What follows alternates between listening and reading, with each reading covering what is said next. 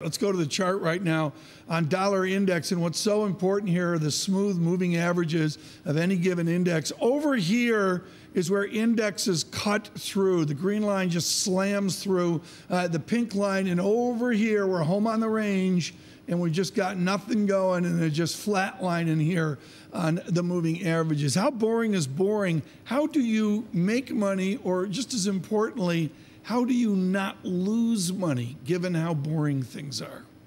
Well, I think FX is a special case, but markets of late have been not boring at all. As you know, we have had plenty of excitement around what's been happening in bond markets and, of course, the strong rebound in equity markets as well.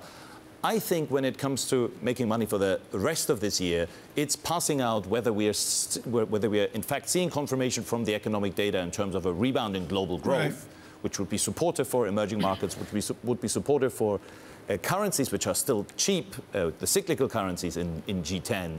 That includes the Scandinavian currencies, for instance, eventually probably includes the euro as well.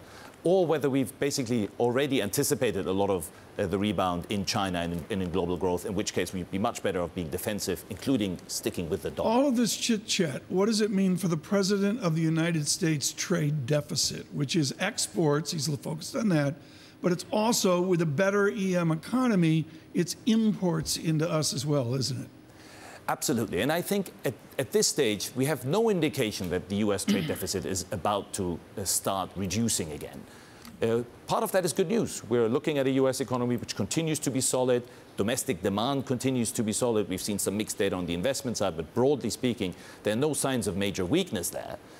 And we think the trade balance is mainly a macroeconomic phenomenon, and we don't think that even fairly meaningful changes on the trade policy side will make a big dent into the trade deficit. So we think perhaps we don't see further increases in the trade deficit, further widening, but we don't see any turnaround in the deficit.